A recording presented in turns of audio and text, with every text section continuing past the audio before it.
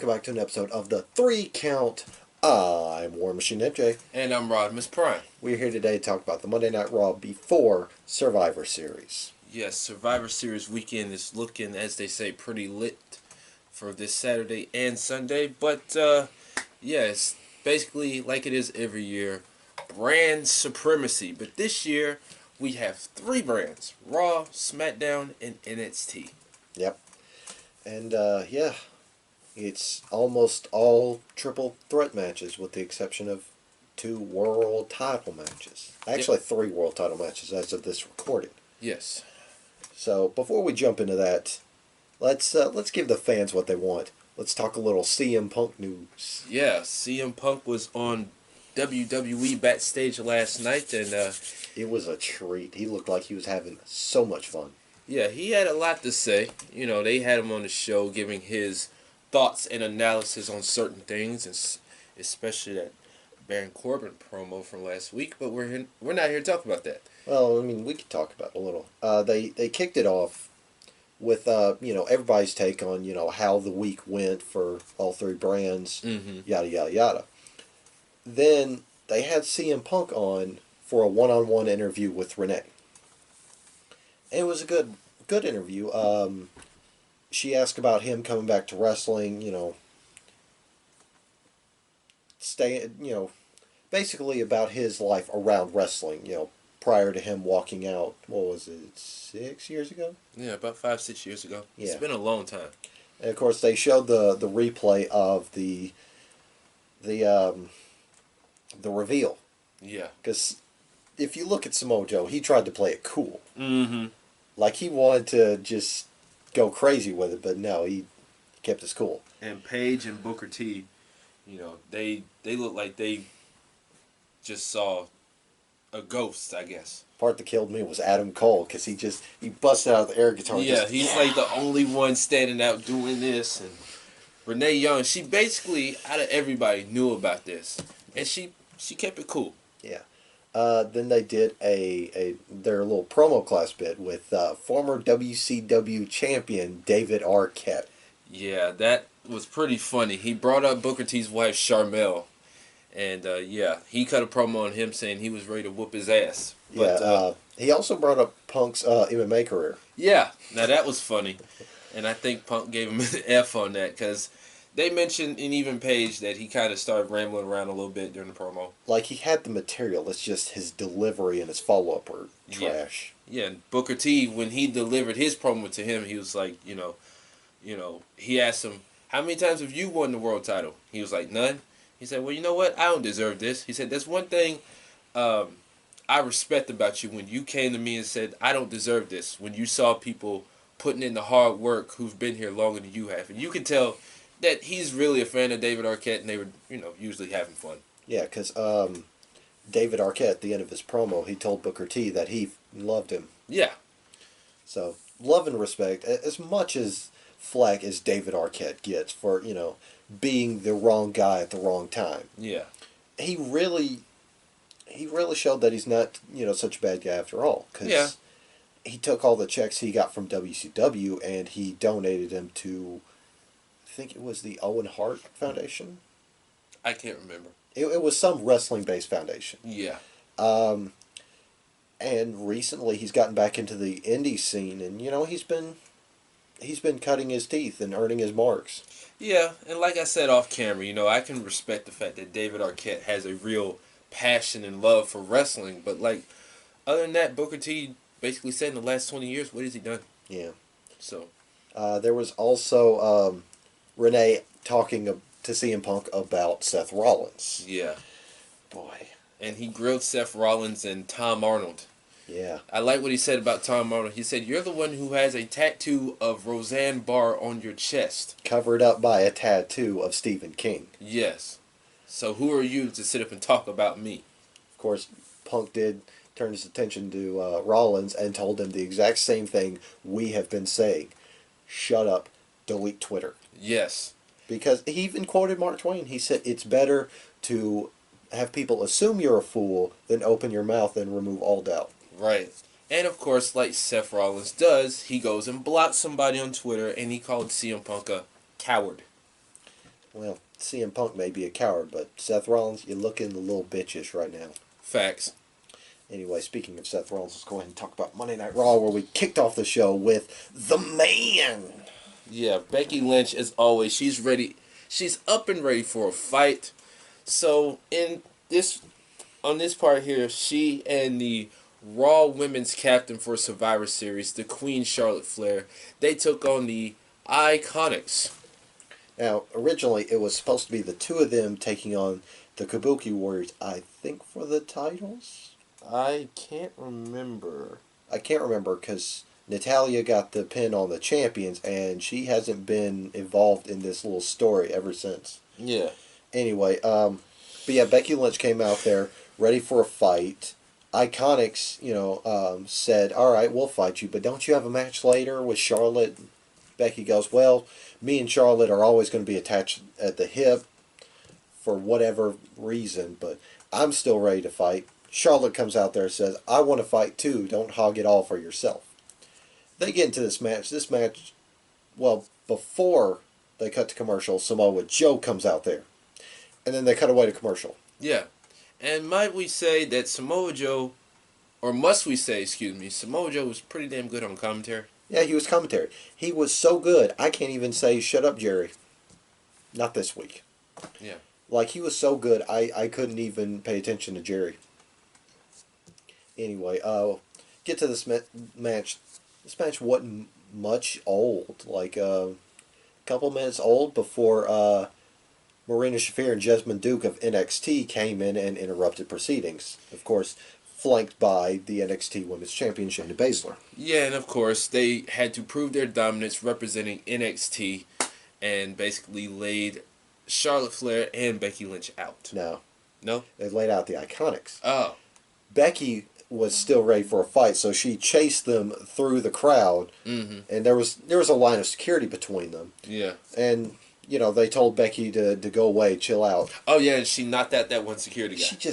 She laid a potato into that dude. She decked him. I mean, Just wow. just cold cocked. Next, we had the official, the original, the only club that matters, the only club that is phenomenal. The OC standing in the ring. AJ Styles is going on a spiel about how he's supposed to defend his U.S. title against Humberto Carrillo next week, but he's not going to this week because this week Humberto's going to take on Carl Hot Mother Lovin' Anderson. How can you not love the OC? You know what? I was real skeptical of this OC stuff, but they've done a real good job with it. Oh yeah, seems like they're letting them be them. Yeah. But yeah, this was a fantastic match. Carl Anderson's really underrated in the ring as a single star. Yeah. Humberto's just on the rise. However, it's Carl Anderson, so it ends the same. He eats a pin. Yeah, unfortunately. Yeah. During the match, the rest of the OC got involved, but the Street Profits came to help him out. Of course. It's Montez Ford and Angelo Dawkins, always saving their boy. Yeah. Next up, more cringe. Oh boy. I'm glad I was at work when I saw this. It was going to be Bobby Lashley taking on No Way Jobber. Anyway, you like what I did there? Yeah. Anyway, yeah, before the match began, Lana got in the ring and she botched her promo. I heard about this. Okay, so Again, I am so happy I was at work when I heard this because I heard that this promo was terrible. don't be happy yet, and I'll give you a reason why. Stay tuned. Anyway, Lana basically said, and just follow along here. When Rusev landed in Massachusetts, which they were at, off the European tour, he was offered and delivered divorce paper. No, a restraining order. That's what it was. Restraining order, because Lana had said she's divorcing him. Mm-hmm. He has to stay 90 days away from her. And then Bobby Lashley got in her ear and corrected her. 90 meters, corrected her again, 90 feet from her. She gets so flustered because she's so happy. She loves it when Bobby corrects her. Bobby corrects her because she's an idiot. I can't even insult Bobby Lashley for at least going the mile of correcting her. Oh, I can't. and I still haven't given you the reason why you shouldn't be happy that about this. There's more. There's more. Oh God. Because you know when the payoff is? TLC. We have to suffer through an entire month of this and the Roman Reigns Baron Corbin stuff. Anyway. Okay, let me say this before we move on. I'd rather deal as bad as Baron Corbin's promos are about Roman Reigns on SmackDown are. I know I said that twice, but follow me here. I'd rather deal with that than this Lashley Rusev Lana stuff. I mean, honest to God, true. I've heard rumors that as far as Reigns and Corbin, they're probably going to do a dog collar match. I've heard about that too. Again, I'd rather deal with this storyline, as bad as Corbin's promos are about Roman, than this crap. I'd rather deal with that than this ish. Seriously. Oh my God. I'm trying to think of a worse storyline in wrestling right now. Katie Vick. No. Right now, as in the current landscape, not of all time. God no. I can't think of any worse storyline than this. I'm like Graves. Please, end this storyline. This is garbage. You know what I'd rather have than these two? Joseph Connors trying to fight for relevancy. I could deal with that. That's bad and sad. Or Ashton Smith trying to finally get his first win. That's definitely sad, but I could deal with that than this mother effing ish. Both of these two are terrible, and we have to wait a whole month for the payoff. Anyway, I almost said Body Lashley. Body Lashley. Sorry, he's not worthy of Body Lashley. For right now, he's just back to Bobby Lashley because Lana's promo was so atrocious. Bobby Lashley. That gives me almost a headache. Bobby Lashley, again, good on him for putting his all and correcting her on the promo. At least trying to show he cares a little bit about this. He beat No Way Jose with Full Nelson. Who does he think he is? Chris Masters now? I was about to say because he broke the Chris Masters Master Lock Challenge, he gets to use the Master Lock. I do remember that. But I like yours a lot better. It's less roundabout. Let's move on. Next, we redeemed that crap circus with a barn burner of a good match. It was, as controversial as he is, Seth Rollins taking on Andrade. Now, Andrade challenged Seth Rollins for his team captainship on Team Raw, which doesn't mean a damn. Facts. But these two put on a belter of a match. I heard. It was just banger after banger after banger. They beat the tar out of each other. Selena Vega got ejected early on. I saw where Lucha House Party got involved. You know, for a second there, I saw Kalisto start attacking Seth Rollins. I thought, like, is Lucha House Party going heel? Then I saw their shirts. I'm like, oh, they're on SmackDown. And I'm just like, why are y'all trying to make these three a thing? Aside from 205 Live, why is WWE trying to make Lucha House Party feel important? Because they got a win over Lars Sullivan. And we haven't seen him since. Due to injury. Oh, But other than that, why are y'all trying to make these three a thing? Anyway, yeah, we thought we were going to get some sort of union between the Lucha House Party and Andrade until they went after Andrade themselves. Yeah, Yeah, and Seth won by DQ. yes, I thought it was a no contest. Oh well. Yeah. But yeah, Andrade and Seth Rollins fought off both the Lucha House Party, and of course Seth said, "You and me, amigo, one more time, Yeah. down the road." Yeah. But it's Seth Rollins, so who really cares? Next, Aleister Black was the victim of a cruel, and merciless ding-dong ditch. Yeah, I saw it was Buddy Murphy. Buddy Murphy came down, saw the placard on the door, beat on the door, and yelled, "Aleister Black, I'm here to pick a fight with you." Oh, God. He walks around the corner, like 2 minutes later, Aleister Black just comes charging out the door. Yeah. He was like, oh snap, I just effed up. He's like, man, I'm tired of these kids just beating on my door and running. I'm going to pick a fight with their parents. I've been working on that the past couple of days. That's a good one. Thank you. Anyway, speaking of Buddy Murphy, he had a terrific match against Akira Tozawa. He even caught this man off of a suicide dive. Really? Like, Akira Tozawa hit the suicide dive, was this close from hitting the ground. Buddy Murphy caught him, picked him up, and suplexed him. Oh, shit. Yeah. Wow. And you could just hear an audible gasp in the crowd when they saw it. Even on the replay, they gasped again. Yeah. But Buddy Murphy put him away with the Murphy's Law.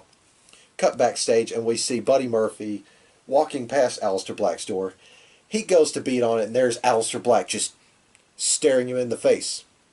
We cut away from that. What we should have seen was, I'm going to pick a fight with your parents for that. Oh my god. Anyway, but no, we cut to Eric Rowan once again, baby talking his bag box. Okay, what is in this mother effing cage? I don't know. I don't know. That's another problem. Why are y'all trying to make him a thing too? I asked this last week. Why are y'all trying him and Lucha House Party? Why are y'all trying to make these four individuals important? Why? Why not? I mean, I'm not saying they don't deserve TV time, but overall, it's just I just don't see why they're trying to be so important. Anyway, Eric Rowan then took on some bitch named Alex Malcolm. Who? Alex Malcolm?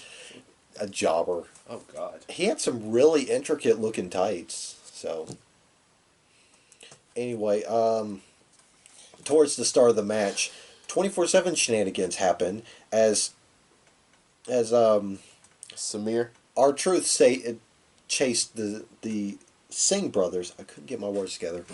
Chased them around the ring. Eric Rowan pops out of the ring, takes out both of the Singh brothers, who they honestly deserve to be taken out because they put in glitter Bollywood across the 24/7 title. Yes. That is a thing. They literally did that? Yes. Anyway, Continue, please. Eric Rowan took them out. He looked at R-Truth. R-Truth just stopped, went away. And then Eric Rowan hopped back in the ring. He threw Alex Malcolm at the Singh brothers. Oh, man. And then he put down Alex Malcolm. And then he picked up his box bag and cradled it in his arms to the sound of "And I will always love you." He didn't really. He just picked it up and walked off. I had to give some flavor text there. Come on. That's good. Next up, speaking of flavor text, Triple H once again showed up in his black Escalade convoy once again. Yeah. And then we had Kevin Owens versus Drew McIntyre. This was a fantastic match, but I hope you like scrum finishes because, yeah, this one didn't finish. It didn't finish? Yeah, Kevin Owens hit the stunner and was pinning Drew McIntyre when Triple H's music hits, and the referee stopped counting and looked at Triple H. Cut to commercial. During commercial, Triple H came out there. Drew McIntyre just kind of walked off to the back like they weren't having a match or anything. That makes no sense. Doesn't. But I heard they had a real kick-ass match. They did. But what you just said didn't make sense. I'm sorry, but I have to agree with Going Raw on this one. Drew McIntyre shouldn't look like one, but they're making him look like a chump. Yeah, because, I mean, how long has he been back in WWE now? What, 2 years? Or 2 years or so? About 2 years. And since then, you know, and I've even heard Solid Monster on his podcast, Solid Monster Sounds Off, say this. They keep saying he's world champion material. They have not put a world title on him yet. He doesn't even seem like he's mid-card worthy yet. Well, when he came back, he won the tag team titles with Dolph Ziggler, and they had him for, what, 2 months? Yeah, but has he won a belt by himself? No, that's the problem. I mean, Going and Raw pointed this out. The only times he's gotten wins is over jobbers, or there's been some sort of fix. I mean, it doesn't make sense. Drew McIntyre should be one of your top guys, no matter what title it is. Raw Tag Team title, United States, the WWE, whatever title it is. He should be one of your main focuses. And it's like, you bring him back, he's supposed to be up here, but you got him down here. He's a lot better than the shtick they give him. Because the shtick they give him is heavy. Yeah. He's been Dolph Ziggler's heavy. He's been, even though he didn't need one, Braun Strowman's heavy with that god-awful Dogs of War gimmick.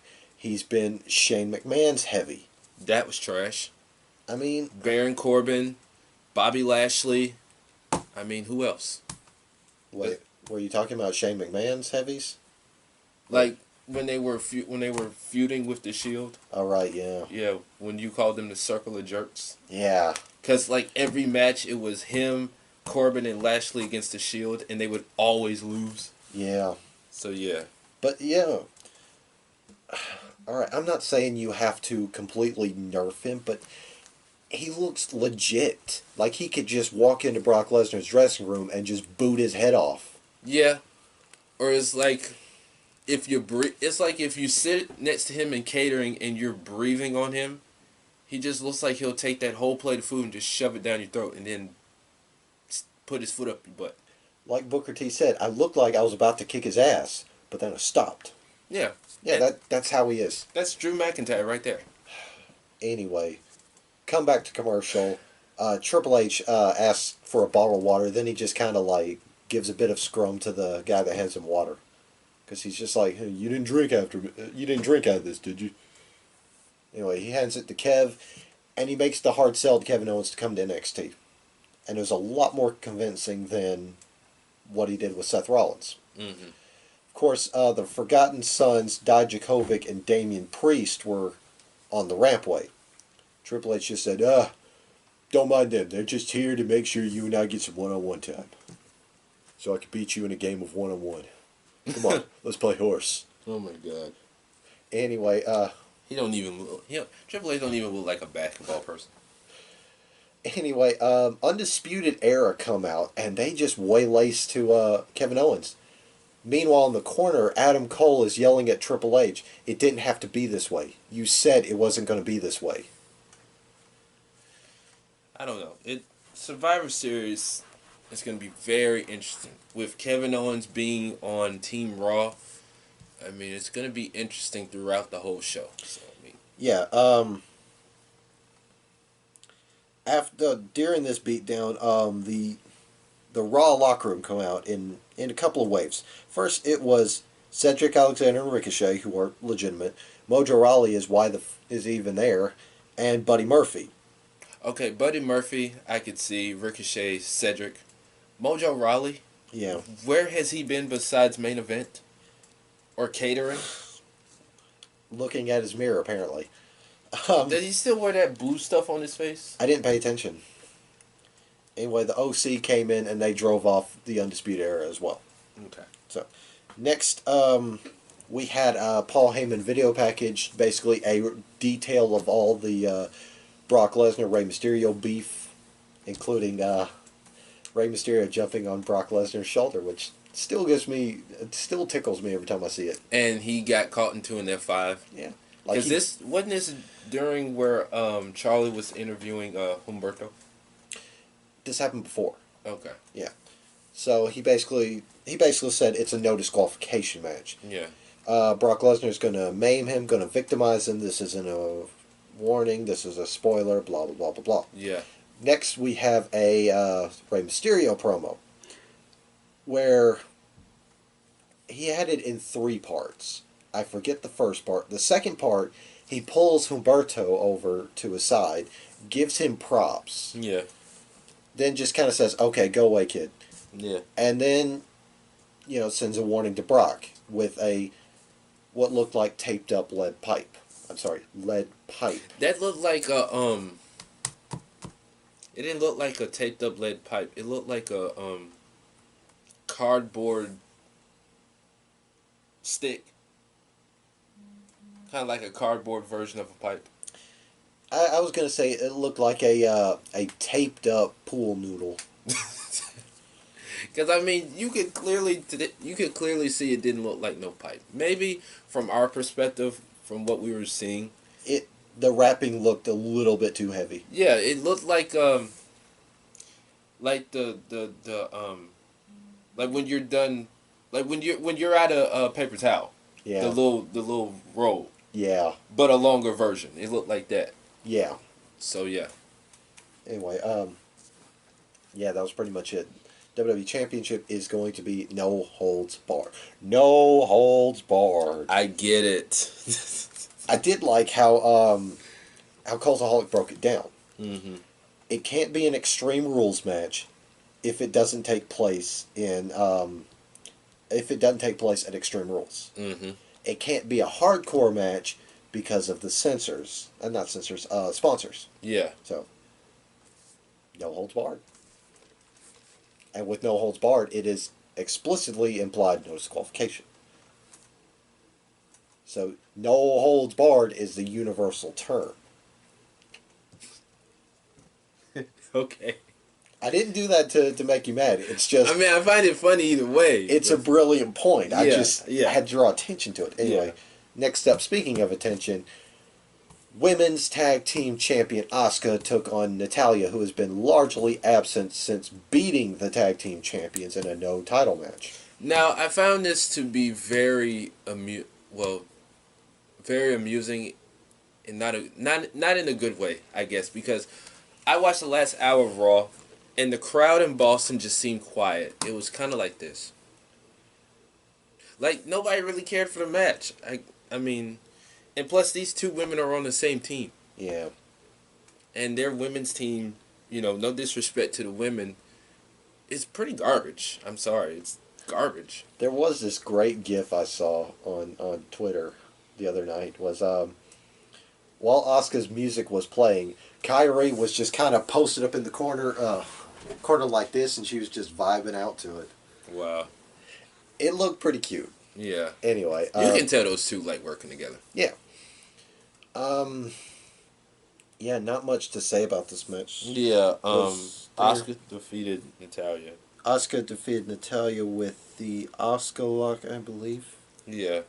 Yeah. Okay. I thought it was I thought there was interference from NXT. No. Anyway, earlier in the night we had a promo from Hawkins and Ryder, who apparently won a #1 contendership match on a German house show. Okay, that's legit. That I heard the news story about. Yeah, I heard that, but yeah, they were quickly destroyed by AOP. I saw that. So they finally got out of their little room, their Aleister Black room, and did something. Yeah. So then, I not to cut you off, but I actually like this new version of AOP. I actually hope they do something with them, like make them legit, like they should have been. All right, let them beat up on one more team of nerds, then beat up on a team that's legit. Like, have them beat up on the OC. No, not yet. Well, no, I'm not saying not yet. Just like one more nerd team, like just tiny insignificant team, and then make themselves look legitimate by getting the drop on the OC. I got it. First victim for AOP, the Singh brothers. I would love that. Well, they are on Raw now. Yeah, they can beat up on them all they want, and I would just sit back like this in enjoyment. Oh, speaking of 24/7 belt, yeah, R-Truth got the belt off of the Singh brothers. Yeah. As a dentist. Yeah, something like that, and then R-Truth lost the title to some guy named Mike. He's an actual WWE executive. Well, not executive. He works in the financial departments. Yeah, he lost the 24/7 title to somebody in the financial department. He lost it to a nerd, a number nerd. Anyway, R-Truth got it back from the number nerd. Yeah, I saw that. Yeah, there was a little video where the guy was getting a contract, and to prove that he was qualified to wrestle, they had him do a couple of push-ups, a couple of sit-ups. R-Truth pinned him while he was doing sit-ups. Wow. See, I saw the video with no connotations. I was just like, why? Why is this guy suddenly doing push-ups and sit-ups in a business meeting? In a suit. In a suit, like an idiot. Pitiful. Must have been a cheap suit. Anyway, then halfway through the night, going back to the tag team situation, Hawkins and Ryder were supposed to take on the tag team champions, the Viking Raiders. Was it title or non-title? Wait, you said it's... It was title, yes. Okay. So Randy Orton rolls up, and he's like, well, I'm going to challenge for those titles. I'm going to roll out to that ring, and I'm going to have me a partner that is worthy of teaming with me. And when he said that, I eventually said it's Ricochet. I'm just like, it's got to be Ricochet. Yeah, it only makes sense. Yeah, so Orton comes out there, then the Viking Raiders, then Ricochet. Yeah. And at that point, you should have known, there's not going to be a finish. Yeah, because next, SmackDown came... Well, SmackDown was in the back beating on the Raw talent. And then later on during the match, they came out. Cesaro came out with his hat backwards and sunglasses. Lucha House Party. Don't know why. They came out there. Who else was out there? Nakamura. Nakamura, yeah. All the NXT boys came out there. Heavy Machinery came out there. Yeah. And then next thing you know, more NXT people came from the crowd. The Raw people came from the backstage. And everybody was just brawling. There was somebody that, I think it was Cesaro. Yeah. Yeah, somebody tried popping in, and they got RKO'd. Oh. I forget who it was. Damn it. It was Cutler. It was Steve Cutler. Yeah, because he popped into the ring and he got RKO'd. It was Orton, Ricochet, and the Viking Raiders. They were surrounded by the NXT talent. Yeah, and then, Cutler got in the ring and got hit with an RKO. Then it was Dijakovic. He got hit with the recoil knee into an RKO, and he spiked himself to sell the shit out of that. And then the OC came down. That's AJ Styles was getting beat up by the Undisputed Era. So I mean. And then Keith Lee chucked Humberto Carrillo into the crowd of people. Oh boy. And then they closed out the show with Triple H getting on the mic and saying, Raw, SmackDown, Full Sail's an open door night. So come on down, take your licks. Come on. It's game time.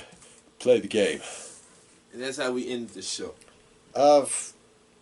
Pretty back and forth Raw. I mean, there was some great matches, but scrum finishes. Yeah, it seemed like the crowd really didn't care. Towards the end. Yeah, they did several big pops, but after that it was just crap. But the golden moment of Raw, the golden moment, Samoa Joe on commentary. Samoa Joe did a fantastic job on commentary. Please keep him on commentary while he's out with his thumb injury. Yeah. Because when he comes back, they should build him up like the monster he should be. That's pretty much it. I'm trying to think of what kind of face to make him. Like, if they were to turn him face. Because Joe is a likable guy. Yeah.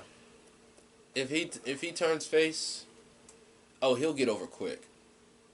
Well, he'll get over whether he's a heel or face anyway.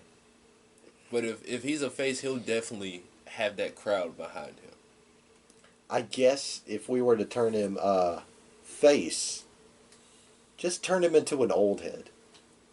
All these new kids coming up thinking they're hot shit. He puts them down. I could see that. Yeah, just puts them into place. Yeah. Not one of those old heads, back in my day, just, I need to put you in your place a little bit. Kind of adjust your attitude a little bit. Boy, don't mess with me. Back in my day, I went 20 rounds with Muhammad Ali. Lord have mercy. Yeah. Back in my day, I beat Michael Jordan on the basketball court. Back then, I beat Dr. J in his prime. Boy. Yeah, just those old heads that talk a lot of Yeah. crap, and they're putting on. Yeah, and half if not most of that stuff they're lying about. Yeah. Talking about, man, I could beat Jerry Rice on the football field, man. I went to school with Jerry Rice. You ain't never met Jerry Rice a day in your life. The only time you know Jerry Rice is when he was on TV catching touchdown passes. Yeah, catching them touchdown passes you never threw. Yeah, and winning Super Bowls you never won. So yeah. All right. Yep. That is Monday Night Raw before Survivor Series. We even threw a little CM Punk news in there. There you go. Anyway, that being said, you plug your show. I don't feel like insulting you today. Well, as he says, if you hate my little botchy face here, I do have a podcast. It's called Prime Talk with Rodimus Prime on the Castbox app.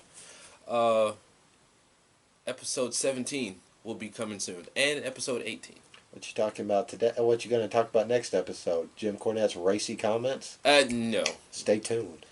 You know what? I will talk about that, but I will not repeat what he said, though. I'll have my analysis on that. Let's just say it involves a moped and bucket of fried chicken. Yeah.